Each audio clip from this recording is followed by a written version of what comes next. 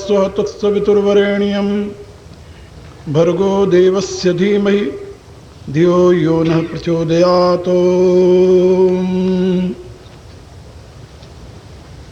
ओम यो वै श्रीरामचंद्रः स भगवान् अद्वैत परमानंदात्मा यत्परब्रह्म भूर्भुवः स्वः तस्मै वै नमो नमः। ओम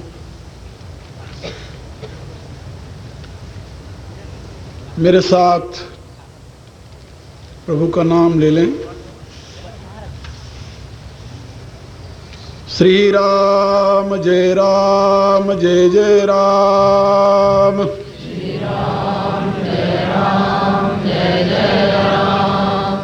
श्री राम जय राम जय जय राम। श्री राम जय राम जय जय राम। श्री राम जय राम जय जय राम। श्री राम जय राम जय जय राम। परावर रूप में उपस्थित मेरी प्रिय आत्माओं, करुणानिधान भगवान श्री राम की करुणा आप सभी के लिए सदैव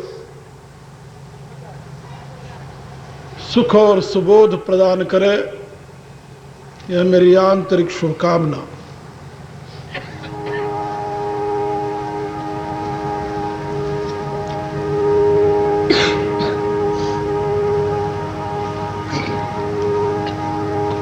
अब तो कई वर्ष हो गए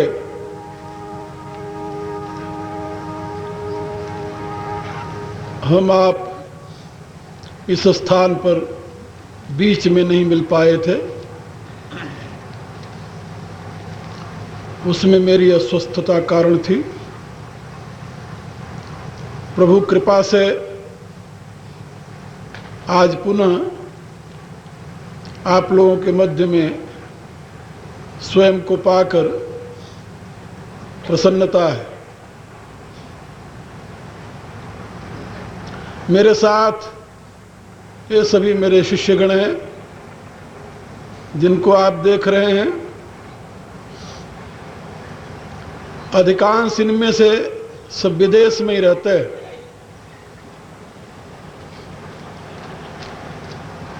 वर्ष में 2 महीने के लिए, कोई 3 महीने के लिए भारत आते हैं। वो इन्हीं दिनों में अक्सर जनवरी में आते हैं और मार्च में चले जाते हैं। कई वर्षों से मेरी आंतरिक चाह थी कि हम जगन्नाथपुरी की यात्रा में जाएं और ईश्वरी विधान से अब की ये कार्यक्रम बन गया। मेरे प्रिय लालचंद जी ने आग्रह किया कि आप शहडोल के लिए समय दें। मैंने बताया कि हम पुरी जाने वाले हैं, लौटते समय शहडोल आएंगे। निश्चित तिथि इसलिए इनको नहीं बता सका कि पहले विचार था कि बस से जाएंगे, फिर बना नहीं ट्रेन से जाएंगे। तो मेरे साथ मेरे 40 शिष्य और शिष्याएं मेरी, इसमें से 10-15 वो हैं जो विदेश से आए हुए हैं, बाकी यहाँ के रहने वाले हैं। हम सभी भगवान जगन्नाथ की यात्रा में गए। जब हम उमरिया पहुंचे जाते समय, ये तिवारी जी मेरे प्रिय मिले तो विचार आया कि यदि यहाँ से लौटते समय सुविधा से सीट मिल जाए इन लोगों के लिए, तो हम सबको लेकर के शहडोल उतरेंगे लौटते समय और अमरकंटक का दर्शन कर लेंगे। इन्होंने कहा कि अवश्य मिल जाएगी, हम पूरी व्यवस्था कर देंगे। पहले दिल्ली से चले थे तो ये नहीं था कि ये 40 की 40 शहडोल आएंगे, ये उमरिया पहुंच करके विचार बना।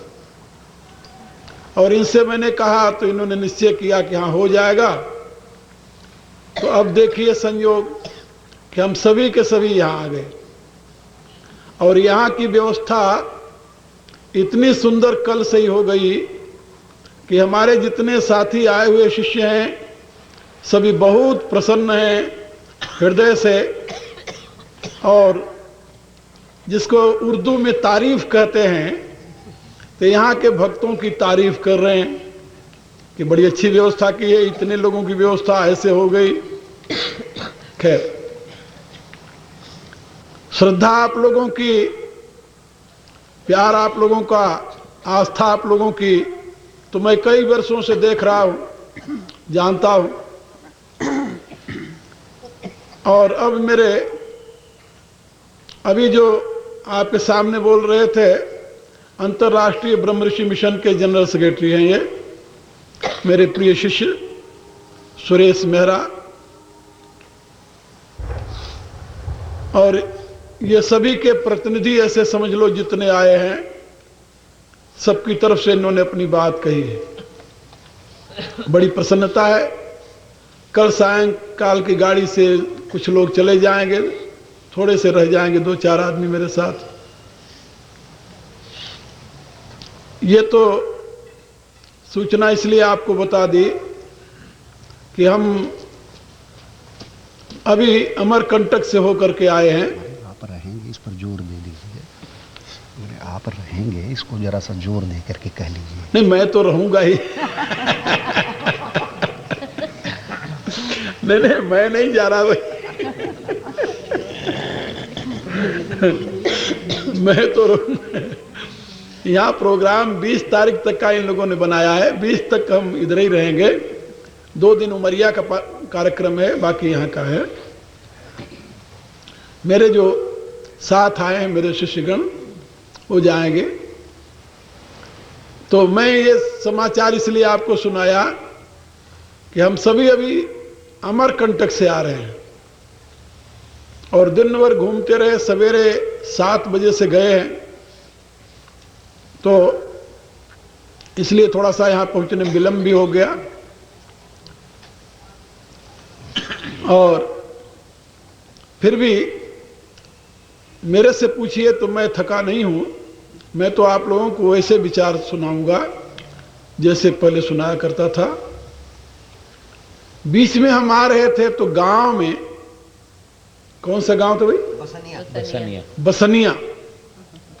जाते समय ही वहां लोग प्रतीक्षा कर रहे थे।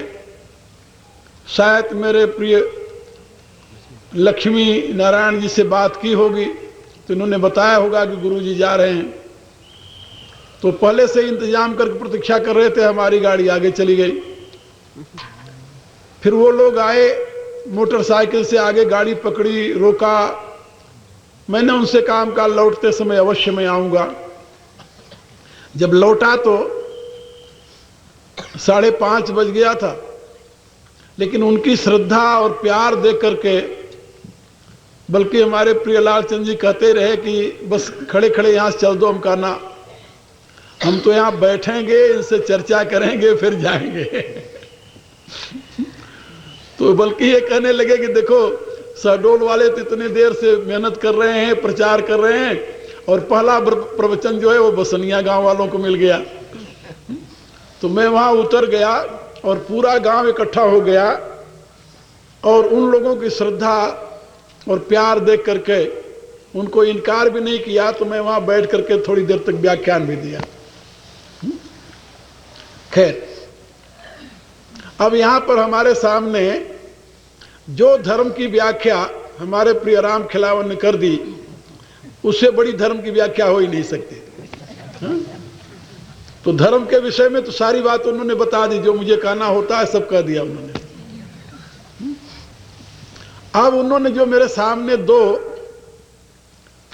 प्रश्न रख दिए हैं, मैं उन्हीं पर आप लोगों को विचार दूंगा आज।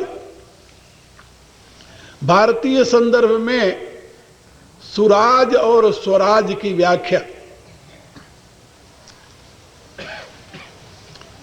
स्वराज्य के बिना सुराज की कल्पना नहीं हो सकती, यह वेद की घोषणा है। फिर से समझ लो, स्वराज्य के बिना सुराज की कल्पना नहीं हो सकती। सुराज शब्द का अर्थ होता है सुष्ठु राज, सुंदर राज, और स्वराज्य का अर्थ होता है अपना राज्य। दोनों में इतना अंतर है। स्वराज्य का अर्थ अपना राज्य जहां होता है, वहां ऋग्वेद में एक स्वतंत्र स्वराज सूक्त है। उस पूरे सूक्त का नाम ही स्वराज सूक्त है, और उसमें स्वराज्य की प्राप्ति के लिए किन किन नियमों की जरूरत है, किन किन गुणों की आवश्यकता है, किन किन लक्षणों की आवश्यकता है, उसकी पूरी व्याख्या की गई है उस सूक्त के मंत्रों में। लेकिन उन्हीं मंत्रों की विवेचना उपनिषदों में की गई, तो उपनिषदों में उसका साधनात्मक पहलू समझाया गया। स आपनोति स्वराज्यम, उसमें समझाया गया कि वह व्यक्ति स्वराज्य प्राप्त करता है। कौन व्यक्ति स्वराज्य प्राप्त करता है? तो पहले स्वराज्य की प्रतिष्ठा, और फिर स्वराज्य की प्रतिष्ठा के पश्चात सुराज की प्रतिष्ठा। सुराज स्वयं में सुष्ठु राज्य, सुंदर राज्य, ये परिणाम है किसका? स्वराज्य का। यदि जनता के जीवन में स्वराज्य आ जाए, का ये स्वराज तो आया हुआ है, 47 वर्ष हो गए, कितने हुए अब? ज्यादा हो गया शायद। 1947 से स्वराज्य ही तो भारत में है, और क्या है? 45 साल है? लेकिन वेद कहता है ये स्वराज्य नहीं है। इस भ्रांति में कहीं तू न रह जाना कि इसका नाम स्वराज्य है। जिस स्वराज्य की चर्चा वेद करता है, उपनिषदें करती हैं, जिस स्वराज्य की चर्चा मैं आपसे करने जा रहा हूं, उस स्वराज्य का लक्षण अलग है। हमारे जीवन में राज्य के दो तंत्र हैं, एक परतंत्र है, दूसरा स्वतंत्र है। स्व और पर का भेद आप समझ लें। परतंत्र का अभिप्राय होता है जो स्व से भिन्न है, उसका तंत्र। स्व से भिन्न कौन सा, क्या है? आप सभी जानते हो, ये आपके शरीर में, आपके जीवन में एक तंत्र नहीं है। इसके विषय में शास्त्रों में बताया गया है कि यहां पर एक तंत्र नहीं, वेद में तो 7 तंत्र बताए हैं। 7 तंत्र। हमारा जीवन 7 तंत्रों से चलता है। पहला तंत्र हमारा ये स्थूल शरीर है। यदि हम स्थूल शरीर के अधीन होकर के जी रहे हैं और केवल जीवित रहना ही हमारे जीवन का लक्ष्य है, तो हमारे स्व का संबंध इस शरीर से हो गया। हमने शरीर को स्व मान लिया और शरीर के तंत्र को अपना तंत्र मान लिया। और यदि शरीर का तंत्र ही हमारा तंत्र है, तंत्र माने जीवन की विधा, याद रखो, तंत्र शब्द का प्रयोग जहां भी हुआ है वह जीवन की विधा के लिए हुआ है। तो यदि समाज के जीवन की विधा, राष्ट्र के जीवन की विधा, व्यक्ति के जीवन की विधा, जीवन की विधाएं 3 भागों में बटी हुई हैं, व्यक्ति, समाज और राष्ट्र, 3 विधाएं। और इन तीनों विधाओं में आपका स्व जहां होगा उसी से संबंधित हो जाएगी वो विधा। तो सबसे पहले आपका स्व शरीर में होता है। बच्चा छोटा सा जो बोलता नहीं, अभी पालने में झूलता है, उसके हाथ में आप कुछ पकड़ा करके देखिए, जो उसके हाथ में आएगा वो क्या है इससे कोई मतलब नहीं, तुरंत तो अपने मुंह में डालेगा। इससे अधिक वो नहीं जानता, वो केवल अपने मुंह से परिचित है, उसका स्व शरीरस्थ है और शरीर की पूर्ति के सिवा कुछ नहीं जानता हो। यदि आप बड़े होकर भी शरीर पोषण में ही लगे रहे तो आप उस बालक से श्रेष्ठ नहीं है।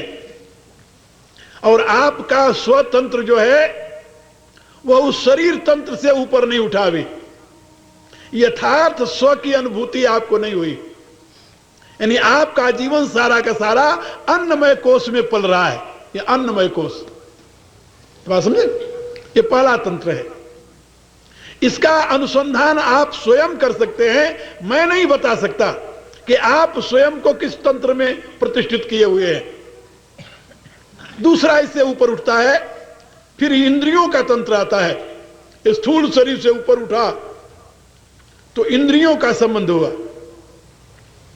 इंद्रियों के तंत्र में जब हम आते हैं तो अपने शरीर के तंत्र से थोड़ा आगे बढ़ते हैं, थोड़ा सा एक कदम हमारा आगे बढ़ जाता है। आप सभी जितने यहां बैठे हो सब जानते हो, आप जब पैदा हुए तो आपके पास केवल एक संबंध था शरीर का। शरीर के नाते कोई पिता बना, कोई मां बनी, कोई भाई बना, कोई बहन बना। पितृकुल का संबंध बढ़ता गया, चाचा, ताया, दादी, दादा, जो कुछ आप गिनते जाओ, कितनी दूर तक चला जाता है वो। एक आपका संबंध शरीर से था। शरीर के तंत्र के साथ आपकी इनकी सब की चिंता होने लगी। जैसे जैसे शरीर का बोध हुआ, शरीर के संबंधियों का बोध हुआ, वैसे आपके तंत्र में ये सारा का सारा बढ़ता चला गया। लेकिन थोड़े वर्षों बाद आपका विवाह संबंध हो गया। अब विवाह संबंध होते ही, विवाह संबंध आपके शरीर से संबंधित नहीं है, विवाह संबंध आपके इंद्रियों से संबंधित है। इंद्रिय जगत में प्रवेश करते ही अब आप एक परिवार के नहीं रहे, अब आपका तंत्र 2 परिवारों के साथ जुड़ गया। आप पुरुष हैं तब भी 2 परिवारों से संबंधित हो गए आप स्त्री हैं तब भी 2 परिवारों से संबंधित हो गए आप। अब आपके तंत्र का विस्तार हो गया, अब आपका एक छोटा सा समाज बन गया, समाज। लेकिन इससे भी बड़ा समाज आपका तब बना जब आप इंद्रियों के तंत्र से ऊपर उठ करके मन में पहुंच गए। तो हमारे यहां प्रथम तंत्र का नाम है अन्नमय कोश, दूसरे तंत्र का नाम है प्राणमय कोश, और तीसरे तंत्र में जब आए तो उसका नाम पड़ा मनोमय कोश। ये मनोमय कोश जो है वो आपको समग्र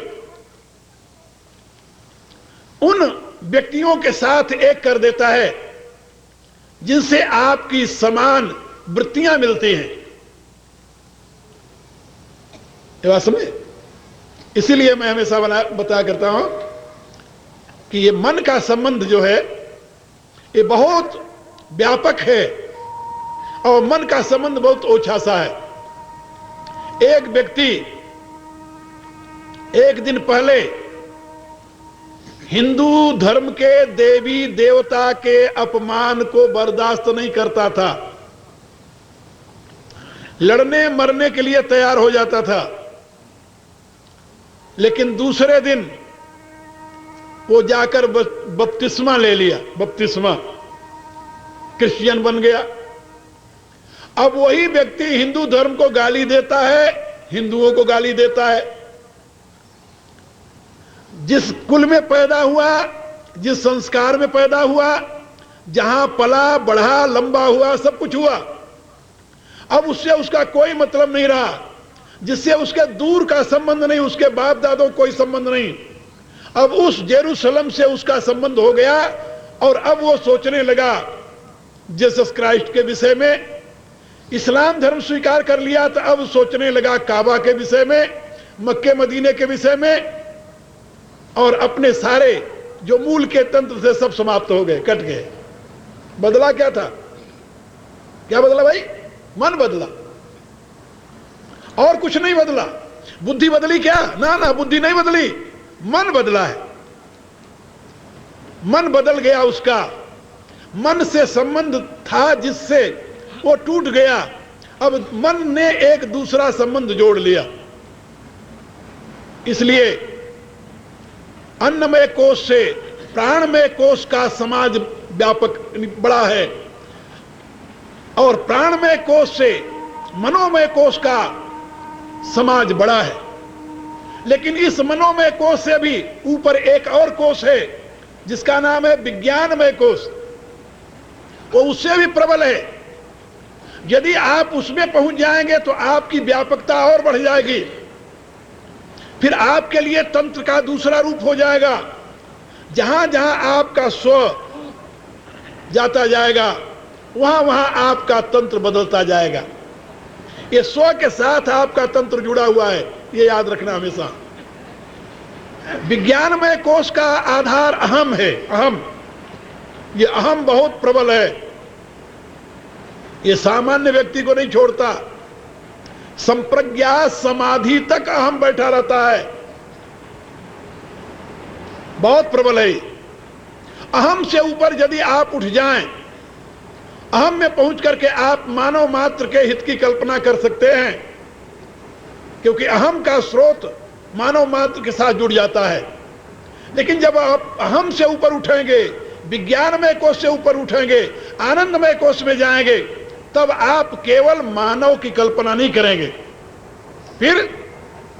फिर आपके जीवन में सर्वभूत हिते रता की भावना आएगी। लेकिन आप ये ना समझ लेना कि आपके स्व का अंत हो गया, असली जगह पर पहुंच गया। नहीं, अभी नहीं। उपनिषद कहती है स आनंदमय कोशम उत्क्रामंति, का वह योगी जो अपने आत्म स्वरूप में प्रतिष्ठित हो जाता है, वह आनंदमय कोश का भी अतिक्रमण कर जाता है। क्या समझे? वह आनंदमय कोश से भी परे हो जाता है। और जब आनंदमय कोश से आप परे हो जाएंगे, उस अवस्था में आपको अपने यथार्थ स्व का दर्शन होगा। और उस अवस्था में पहुंचे हुए व्यक्ति के विषय में ही हमारे यहां यह बात कही गई है कि स आपनोति स्वराज्यम। अब उसने स्वराज्य प्राप्त कर लिया। अब पर राज्य में नहीं है, प्रकृति के राज्य में नहीं है। पर राज्य माने प्रकृति का राज्य। अन्नमय कोश में प्रकृति का राज्य है, प्राणमय कोश में प्रकृति का राज्य है, मनोमय कोश में प्रकृति का राज्य है, विज्ञानमय कोश में प्रकृति का राज्य है, आनंदमय कोश तक प्रकृति का राज्य है। याद रखो, आनंदमय कोश से परे जब जाता है तब वो स्वराज्य में आ जाता है। अब वहां पर राज्य नहीं, प्रकृति का राज्य नहीं रहा। जो प्रकृति के राज्य से परे हो गया है वही तो प्रकृति पर शासन करेगा। क्या राय आपकी? हमारे यहां राजनीति शास्त्र में प्रजा का एक नाम है प्रकृति। राजनीति शास्त्र के पंडित जानते हैं इसे। प्रजा को प्रकृति कहते हैं। प्रकृति प्रजा को प्रकृति क्यों कहा गया? इसके पीछे यही आदर्श रहा है कि जहां तक राजा और प्रजा का संबंध है वो स्व में नहीं है, वो पर में है। इसलिए वहां प्रकृति और पुरुष का अंतर है। इसलिए राजा को ईश्वर का स्वरूप मानने की प्रथा चली और प्रजा को प्रकृति रूप में स्वीकार करने की व्यवस्था दी गई और राजा को प्रजा का शासक स्वीकार कर लिया गया, क्योंकि पुरुष केवल प्रकृति का ही शासक हो सकता है, पुरुष पुरुष का शासक नहीं हो सकता। याद रखो इसे। पुरुष जो है वो किसी पुरुष का शासक नहीं हो सकता, क्योंकि वहां पुरुष में भिन्नता नहीं है। पुरुष अनेक नहीं है। शास्त्र की दृष्टि से, वेदांत की दृष्टि से, सांख्य की दृष्टि से, योग की दृष्टि से पुरुष अनेक नहीं है, पुरुष एक है। इसलिए पुरुष कभी पुरुष पर शासन नहीं करता। पुरुष शासन करता है प्रकृति पर। इसलिए जो लोग प्रकृतिस्थ हैं, प्रकृति में स्थित हैं, अन्नमय कोश में, प्राणमय कोश में, मनोमय कोश में, विज्ञानमय कोश में, इवन देन आनंदमय कोश में जो स्थित हैं वो भी प्रकृतिस्थ हैं। इसलिए शास्त्रकारों ने कहा कि जो प्रकृतिस्थ हैं वो प्रकृति हैं और इन प्रकृति पर शासन करने वाला अवश्य चाहिए। शासन के अभाव में प्रकृति स्वच्छंद हो जाएगी और यदि प्रकृति स्वच्छंद हो गई तो फिर क्या गति होगी? कहा इस समय जो भारत की गति हो रही है, इसके लिए प्रमाण की क्या जरूरत है? इस समय देखो जो देश की गति हो रही है, यहां न कोई शासक है और न कोई शासित है, दोनों ही नहीं है। फिर क्या है भाई? वही हिंदी में कहें तो जिसकी लाठी उसकी भैंस है, अंग्रेजी में कहें तो ये होगा माइट इज राइट, जिसके पास शक्ति है।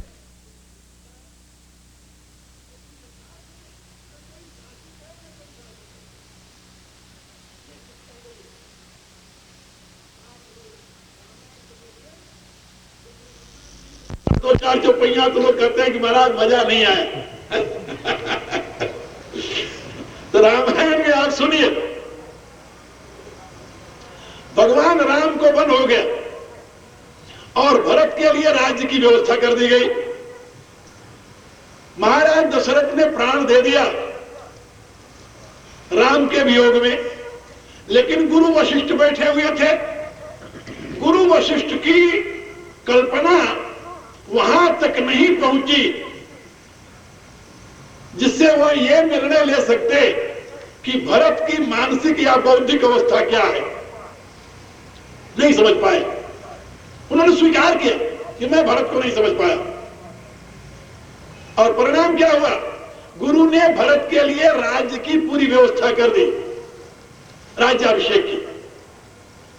जब वहां राज्याभिषेक के लिए भरत बुलाए गए, राज दरबार में बैठक हुआ, सभी बैठ गए, सामंत मंत्री विप्रवर विद्वान सारी सभाएं बैठ गई। उन दिनों राजतंत्र की व्यवस्था एक थी। व्यवस्था यह थी कि हर एक वर्ग का एक प्रतिनिधि राजा के यहां मंत्री के रूप में रहता था। यानी आजकल जैसे ऊपर से मंत्री थोपा जाता है आपके लिए, ऐसा नहीं था। क्या समझे? जिसको स्वास्थ्य का पता नहीं है वो भी भारत में स्वास्थ्य मंत्री बन सकता है, जानते हो ना? हाँ। और किसी भी मंत्री से कहो तो किसी विषय पर वो व्याख्यान दे आएगा। बाद में उससे पूछो उसका मीनिंग क्या होता है तो यही डर, क्योंकि मंत्री जो व्याख्यान देगा वो लिखने वाला तो सेक्रेटरी बैठा हुआ बेचारा, वो लिख कर दे देगा। तो स्थिति यह नहीं थी पहले भारत में। एक प्रथा थी कि हर एक वर्ग अपना प्रतिनिधि चुन करके, अपने में से सुयोग्य व्यक्ति चुन करके वो राज दरबार में भेजता था। जितने वर्ग थे हर एक वर्ग का एक प्रतिनिधि राजा क्या होता था और उनको पंच कहते थे। पंच, वो पंच माने 5 होते थे ऐसी बात नहीं है, उनकी संज्ञा थी। इसलिए महाराज दशरथ राज देने से पूर्व पहले तो गुरुदेव से आज्ञा ली। राम को राज्य अभिषेक की घोषणा करने से पूर्व पहले गुरुदेव से आज्ञा ली। गुरुदेव ने जब समर्थन दे दिया तब उन्होंने कहा कि अब जो प्रतिनिधि है प्रजा वर्ग के, उनसे आज्ञा लेनी